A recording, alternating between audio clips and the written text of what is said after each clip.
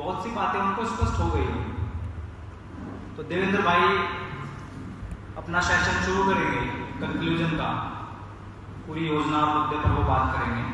उससे पहले मैं थोड़ा सा कुछ विचार आपके बीच रखना चाहता हूँ कि आप दोपहर से सुन रहे हैं भाई ये हो रहा है, वो हो रहा है, ये दिक्कत है, वो दिक्कत है।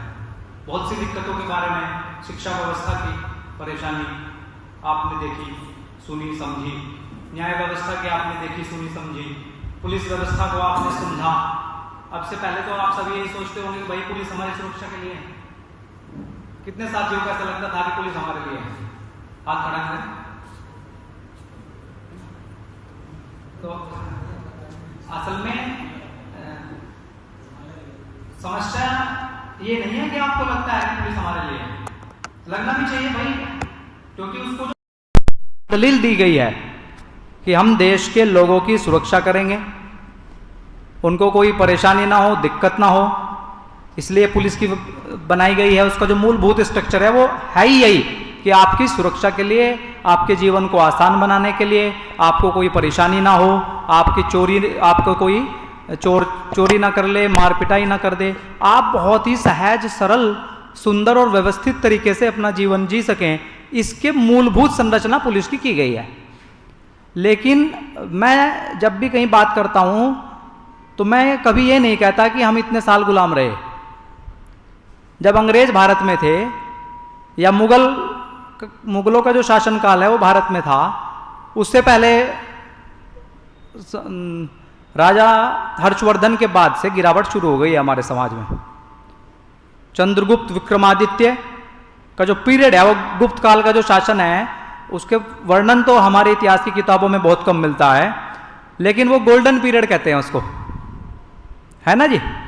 गुप्त काल को वर्णन नहीं है, व्यवस्था कैसी थी, एक्सपोर्ट क्या था, कितना जीडीपी रहा होगा, सामाजिक ढांचा क्या रहा होगा, सिविलाइजेशन की पोजीशन क्या रही होगी, वो कुछ नहीं बताया हमारे इतिहासकारों ने। क्यों? क्योंकि जब मैं विश्वविद्यालय में पढ़ता था तो वो प्रोफेसर पढ़ा रहे थे, तब तक मैं जो हूँ 2012 में सुन लिया मेरे, और मेरी एक समझ बनी।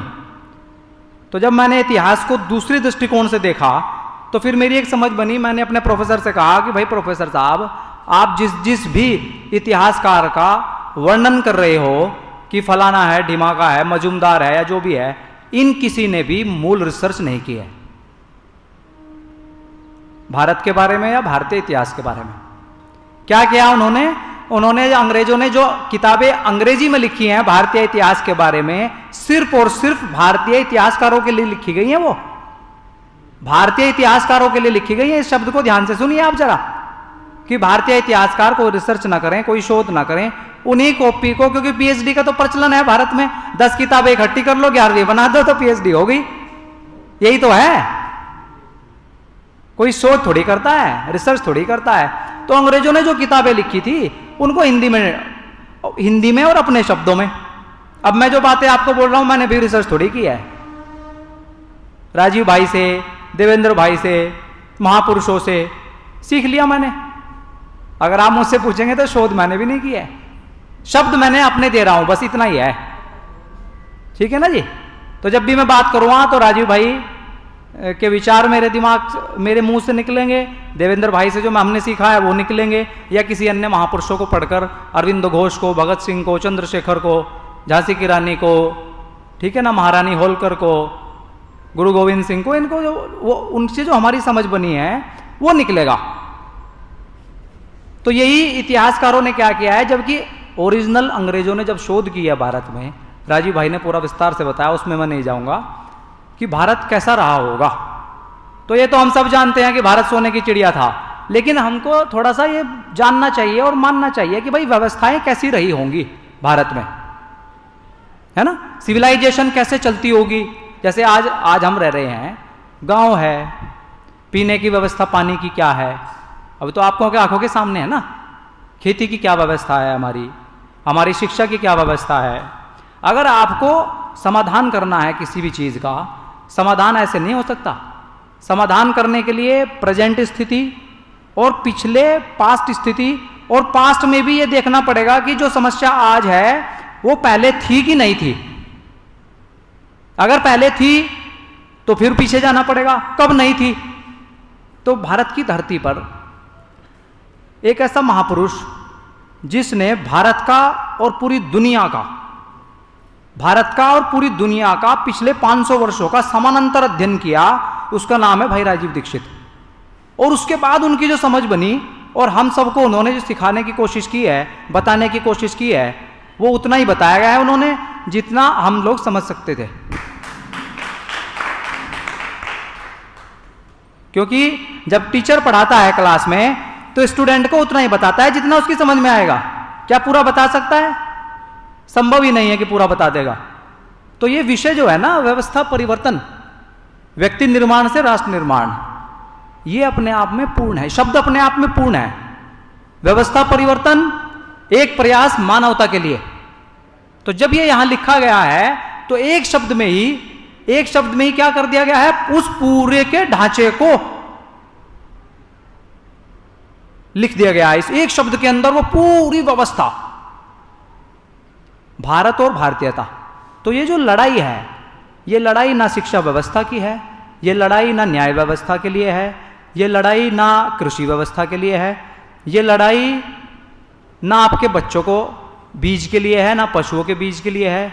ये लड़ाई जो है, ये लड़ाई है मानव सभ्यता के लिए। समझ रहे हो मैं क्या कह रहा हूं शब्द? मानव सभ्यता के लिए, ये सभ्यता की लड़ाई है। आज स्थिति वो आ गई है मित्रों कि सभ्यता रहेगी कि नहीं रहेगी। प्रश्न ना बीज का है, ना शिक्षा का है, ना स्वास्थ्य का है, ना पानी का है, ना फसल का है। प्रश्न है सभ्यता का। और ये वो सभ्यता है। इस पर एक बार प्रश्न पूछा था राजीव भाई से कुछ लोगों ने कि ये मनमोहन सिंह ऐसे कर रहा है। मनमोहन सिंह को राजीव भाई वो हस्ती थे, बहुत से जो नए साथी हैं वो नहीं जानते होंगे, पुराने साथी जो उदय भाई बैठे हैं वो जानते हैं उनके बारे में। राजीव भाई वो हस्ती थे, डायरेक्ट प्राइम मिनिस्टर कार्यालय में फोन कर सकते थे वो, प्राइम मिनिस्टर को डायरेक्ट। जितने प्रधानमंत्री हुए भारत में उनके बड़े होने के बाद से वो ताकत थे जिसमें रो का जो हेड होता है, रो का हेड राजीव भाई को ये कहता था झुककर कि भाई हमको तो ये बातें बताई नहीं किसी ने। सीबीआई का डायरेक्टर उनके चरणों में नतमस्तक था। भारत दुनिया में जो है जितने भी उच्च पदों पर लोग थे वो उनके सामने नतमस्तक थे। क्यों? क्योंकि वो प्रतिभा, वो ज्ञान सदियों में, युगों में कभी कभी आती है ऐसी प्रतिभा। और ये भारत का सौभाग्य है। और हमको ये मानकर चलना चाहिए कि जितनी जिम्मेदारी ईश्वर ने उनको दी थी, उनकी जिम्मेदारी थी उस विचार को जन्म देना और लोगों के अंदर फेंक देना। ये काम उनको मिला था, उन्होंने पूरी ईमानदारी से अपना काम किया है। लेकिन हमारे लोगों का कहना क्या? हमारे लोगों को आदत है खीर बनी बनाई चाहिए हमको, और फिर उसमें ये भी कहना बोला मीठा कम है थोड़ा। तो भाई ये उनका काम नहीं था, ये हमारा काम है। तो ये वो समय अब आ गया है। अगर अब हम ये लड़ाई नहीं लड़ पाए, ये थोड़ा सा अभी दूसरी तरफ जा रहा हूं मैं, अगर अब हम ये लड़ाई नहीं लड़ पाए, अगर हम नहीं खड़े हुए, अगर हम नहीं जागे, तो क्या भारत नष्ट हो जाएगा? क्या आप लोगों के भरोसे वो ये व्यवस्था चल रही है, सभ्यता चल रही है जो हजारों लाखों वर्षों से नष्ट नहीं हुई आज तक? मिट गई यूनानो मिस्र रोमा, पर कुछ तो बात है हस्ती मिटती नहीं हमारी। कितनी सभ्यताएं नष्ट हो गई दुनिया में। सभ्यताओं की बात कर रहा हूं मैं, देशों की नहीं। बहुत सी सभ्यता नष्ट हो गई, लेकिन भारत की वो सभ्यता है जो ना कभी नष्ट होती है, ना कभी हो सकती है, और ना करोड़ों वर्षों में होगी। इस बात को आप गांठ बांध लो। क्यों नहीं होगी? आपके भरोसे नहीं है ये व्यवस्था, या मेरे भरोसे, या ये जो लोग बैठे हैं क्रांतिकारी इनके भरोसे है? नहीं।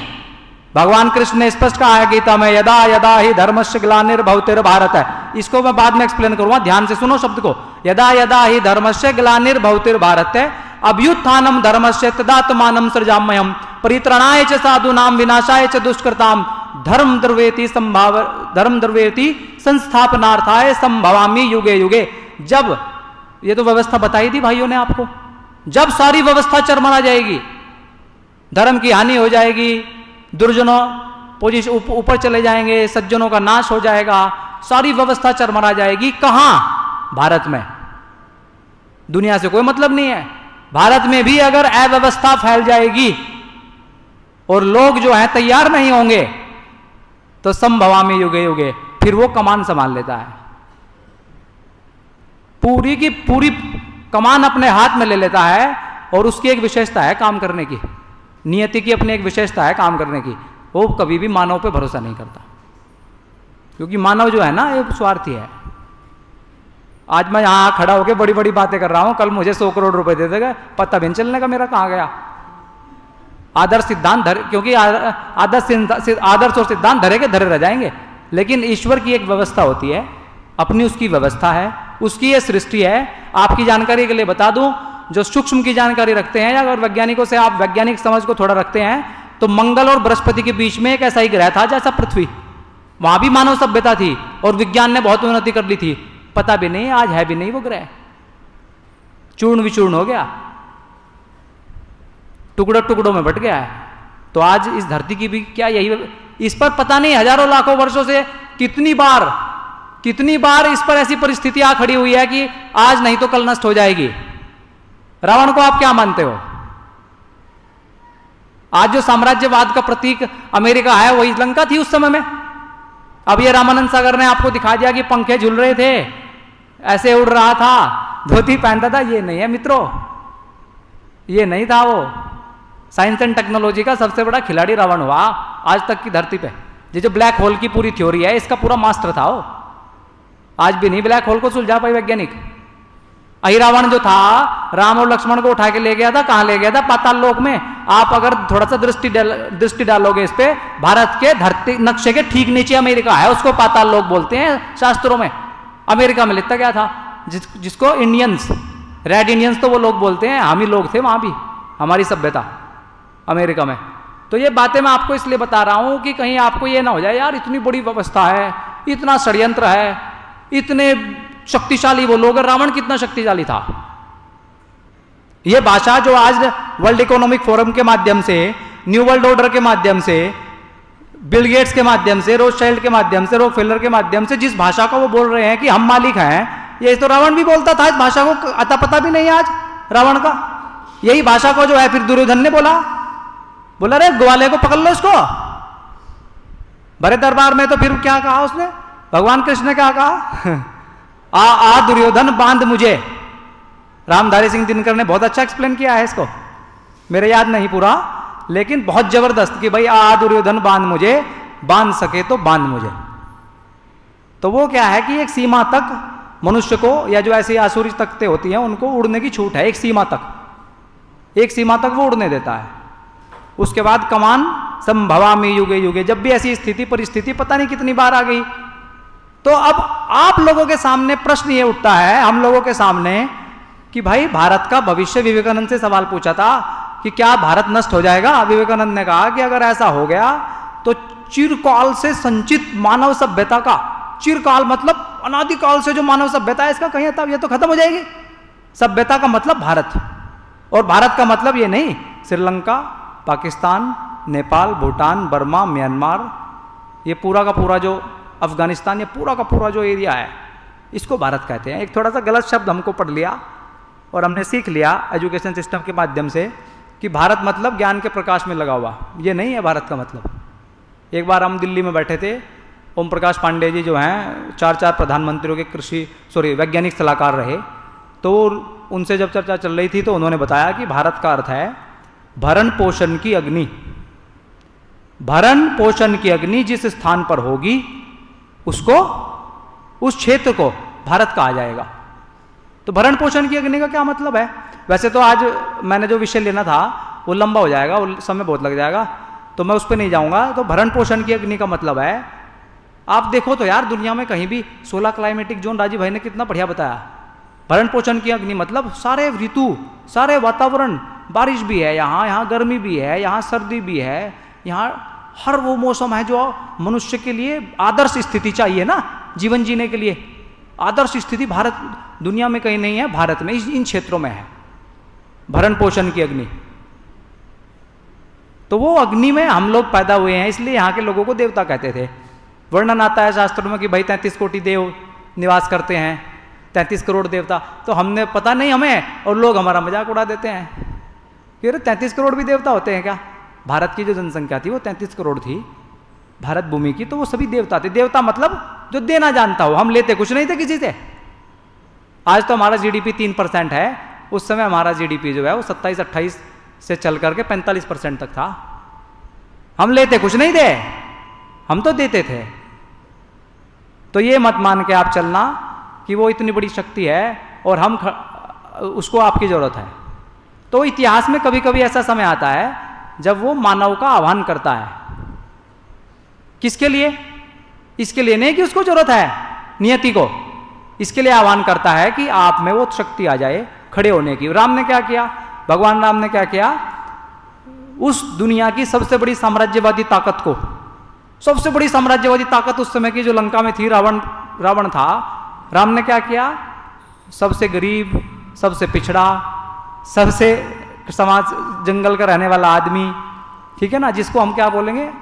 प्रिविलेज्ड, आज की भाषा में जिसको प्रिविलेज बोलते हैं, उस आदमी के अंदर उतनी ताकत भर दी, उतनी शक्ति भर दी, बिना संसाधनों के, बिना सुविधाओं के, उसने सबसे बड़ी साम्राज्यवादी ताकत को ना सिर्फ चुनौती दे दी, उखाड़ के फेंक दिया उसको। फेंक दिया कि नहीं फेंक दिया? तो ये योजना भगवान की है, मैं जो आपके बताने जा रहा हूं। ऐसे अभियान का उदय हो गया है, यही समय है, सही समय है। आप अगर अपनी भूमिका निभा सकते हैं तो आप अपनी भूमिका को चुन लीजिए। अब मैं बात करता हूं थोड़ा आज के समय की। रविंद्र भाई ने कहा कि भाई भोपाल की गैस त्रासदी उन्होंने प्लान तरीके से की और ये टेस्टिंग कर ली कि कितने वाइड इसका प्रभाव पड़ सकता है। 1.25 लाख से ज्यादा लोग मर गए, मरे कि एक रात में मरे, आप सबको पता होगा। लेकिन वहां एक परिवार बचा था। कैसे बचा था भाई? उसने कोई बंकर बनाए थे क्या बचने के लिए? कोई अतिरिक्त प्रयास किया था क्या बचने के लिए? नहीं। कैसे बचा था? गाय के गोबर से अग्निहोत्र करते थे और उस भयंकर गैस का भी असर नहीं हुआ। ये ताकत किसके पास है भाई दुनिया में? भारत के पास है। तो भारत, अब हम लोगों का वो सौभाग्य है कि भारत के पास अवसर भी है और चुनौती दोनों है हमारे सामने। चुनौती तो ये है कि भाई व्यवस्था बड़ी जटिल लगती है हमको, बड़ी परेशानी है, बड़ी जटिल है। कैसे लड़ेंगे? क्या संसाधन कहाँ से आएंगे? हमारे अंदर वो साहस, वो हिम्मत, वो बल कहाँ से आएगा? है ना? चुनौती बड़ी है, लेकिन अवसर भी है। अवसर ये है कि ये अपमान के चलना, अगर आपने वानर की तरीके से, रीछ वानरों के तरीके से, पांडवों के तरीके से थोड़ी सी हिम्मत आपने दिखा दी तो आपकी रथ भगवान चलाने के लिए तैयार है। आपके अभियान का रथ भगवान चलाने के लिए तैयार है। यह आप मान के चलना। दुनिया की कोई ताकत इस अभियान को रोक नहीं सकती है। समझदार को इशारा ही काफी। अगर आप लोगों के अंदर वो समझ है, वो जागृत बुद्धि आपके पास है, आप चीजों को देख सकते हैं। क्योंकि ये वो समय आ गया है कि अब इस दुनिया की व्यवस्था इतनी बिगड़ गई है, ईश्वर इसको ज्यादा दिन अब चला नहीं सकता। ये नहीं कि ये जो ताकत है वर्ल्ड इकोनॉमिक फोरम कह रही है कि हम न्यू वर्ल्ड ऑर्डर ले आएंगे, ये ले आए। ये दुनिया की व्यवस्था इतनी बिगड़ गई है, उसको नहीं चाहिए, भगवान को चाहिए। इनके कहने से क्या हो रहा है? ये मालिक थोड़ी है इसके। इससे पहले कई बार मैंने कहा, फिर दुर्योधन ने भाषा बोली, फिर धनानंद ने भाषा बोली, पता नहीं कितने आए उन्होंने भाषा बोली कि हम कर देंगे, हम कर देंगे। कहीं आता पता भी नहीं। अंग्रेजों ने कहा कि हम 1000 साल तक गुलाम बना लेंगे। भगत सिंह का जब इंटरव्यू लिया बीबीसी ने उनकी फांसी से 2-4 दिन या 1-2 दिन पहले, तो भगत सिंह से पूछा कि भाई तुम तो जा रहे हो और तुम्हारी लड़ाई जो थी वो थी कि आज़ाद कराऊंगा, क्या हुआ उसका? तो भगत सिंह ने उत्तर दिया था कि मैं देख रहा हूं कि भारत आज से ठीक 16 साल के बाद आज़ाद हो जाएगा। 1931 में कह रहा है इस बात को, आप ध्यान से सुनना, कि मैं देख रहा हूं कि भारत आज से ठीक 16 साल के बाद आज़ाद हो जाएगा। बीबीसी का इंटरव्यू है। लेकिन मुझे डर इस बात का है कि भारत जो है आज़ादी के बाद कहीं अंग्रेजियत के रास्ते पर ही ना चला जाए। तो वो समझ उनके पास थी उस समय। तो जिनके पास वो समझ है, तो क्या भारत में तो पुनर्जन्म की व्यवस्था है, और व्यवस्था ही नहीं है, सत्य है। कोई आपके मानने या ना मानने से सत्य को झुटलाया नहीं जा सकता। इतने विजनरी लोग इस देश में हुए हैं, पर वो क्या है कि थोड़ा सा समय की मार कह लो या कुछ कह लो, क्योंकि जब नया बनाना पड़ता है तो पुराने को पूरा मिटाना पड़ता है। जब कपड़ा फट जाता है तो चिथरे चिथरे जब पूरा फट जाएगा तो नया ही लेना पड़ेगा। उससे क्या है कि भाई वो कहीं सील सलाने से काम नहीं चलता उसका। तो इस दुनिया का कपड़ा पूरा फट चुका है साथियों, इसको नया बनना है। अगर आप उस श्रेय को ले सकते हो, उस सौभाग्य को आप वर्ण कर सकते हो, सिंहासन पर आप बैठने की ताकत रखते हो, अर्जुन का श्रेय आप लेना चाहते हो, तो ये वो अभियान है जिसने भारत की जिम्मेदारी तो इसकी है। और भारत जो व्यवस्था देगा वो दुनिया में चलेगी, क्योंकि पूरी दुनिया आज उस व्यवस्था से परेशान है। तो आप पूरी दुनिया का नेतृत्व कर सकते हो। इसलिए अब ज्यादा ना कहते हुए इन्हीं शब्दों के साथ एक बात मैं कहता हूं हमेशा कि भारत में जो गुलामी है 47 के बाद आई, क्योंकि उससे पहले तो हमने माना ही नहीं कि हम गुलाम हैं। हम आवाज उठाते रहे, लड़ाई लड़ते रहे। अब हम ये मान चुके हैं कि हम गुलाम है ही नहीं, और जबकि गुलाम है। तो ऐसे लोगों को जो सोने की एक्टिंग कर रहे हैं, सोए हुए को तो जगाया जा सकता है, लेकिन जो सोने का नाटक कर रहे हैं भाई, वो तो उसको जगाए भी जाओ, वो बोलने का ही नहीं, क्योंकि वो सुन तो सब रहा है। जो नहीं सुन रहा है तो उसके कान में जैसे आवाज जाएगी वो तो उठकर खड़े हो जाएगा तुरंत। तो जो लोग, हमारा आह्वान उनसे है, जो लोग जगे हुए हैं, जागृत आत्माएं हैं, वो युग की पुकार को सुने और अपनी अपनी जिम्मेदारी को निभाएं। आपको कुछ नहीं करना है। सारी व्यवस्था क्या होगी, शिक्षा व्यवस्था क्या होगी, कृषि व्यवस्था क्या होगी, राजनीतिक व्यवस्था क्या होगी, है क्या ना, विदेश व्यवस्था क्या, वो सब व्यवस्था ब्लूप्रिंट सब तैयार है। प्रैक्टिकल कैसे होगा वो भी करके दिखा दिया जाएगा आपको। कभी कुछ लोगों को ये भ्रम हो कि भाई हवाई बातें हैं, लेकिन आप लोग अगर भूमिका निभाना चाहते हो तो आप लोग खड़े हो जाएं। और खड़े होकर के एक बात, मैं अंतिम बात आपसे कहकर डॉक्टर साहब का निवेदन करूंगा कि उत्तर से आ रही निरंतर दिव्य शक्ति की धारा, फिर क्यों साहस टूट रहा है, पथ के पथिक तुम्हारा। जय हिंद, जय भारत।